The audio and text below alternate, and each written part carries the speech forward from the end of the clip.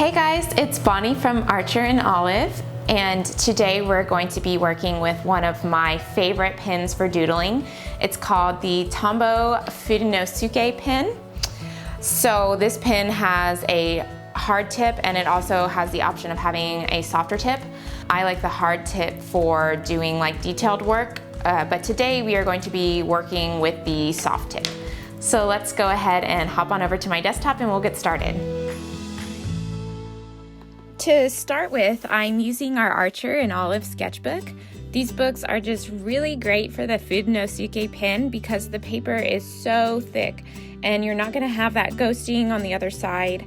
It's also really smooth and really white, so the pen just kind of glides along, which makes it really fun, especially if you're using the soft tip. Coloring in the darker areas is really simple. I'm using the soft tip because I think it's easier to get more of a variation in your line. If you're a beginner, I do recommend starting out with the soft tip as well.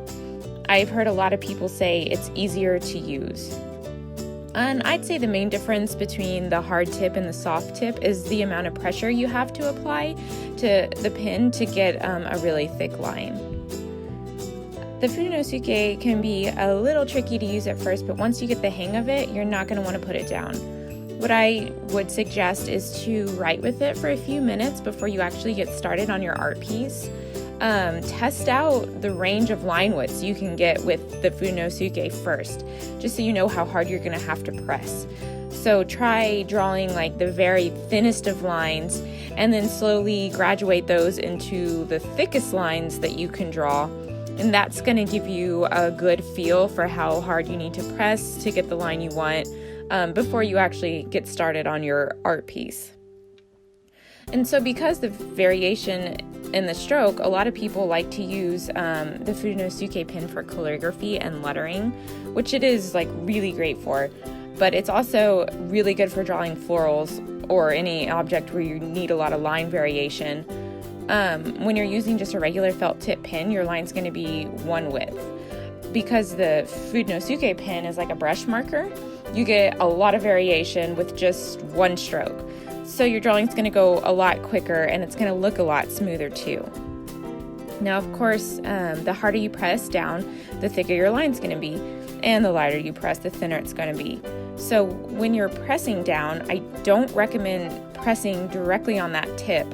Like at a 90-degree angle with the paper. I do not recommend doing that because you could damage that fine tip and then you're not going to be able to get the finer lines. Really what you want to do is kind of hold the pen at a 45-degree angle to your page, so you're kind of drawing with the side of the tip instead of with the point. The only time you're going to go to that point is if you're doing like tiny little details and trying to get a really thin line. Drawing with the side of the tip is going to give you that nice thick line. So if you're drawing a stem, what you want to do is start off drawing a thinner line on top. So you're going to press the pen very lightly to the page. And then as you get to the bottom of the stem, you're going to press a little bit harder for a little bit of a thicker line. Just because if you've ever looked at a leaf or a flower, you'll notice that the base of the stem is always a little bit thicker at the end.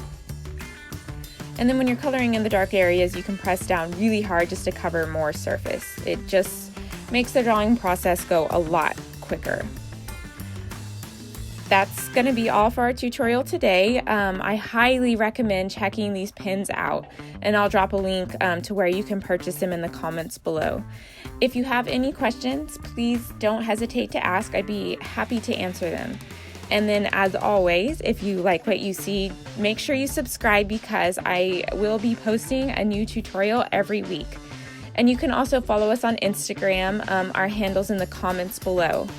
Thanks for watching, you guys. I will see you next week when we do our April Plan With Me spread.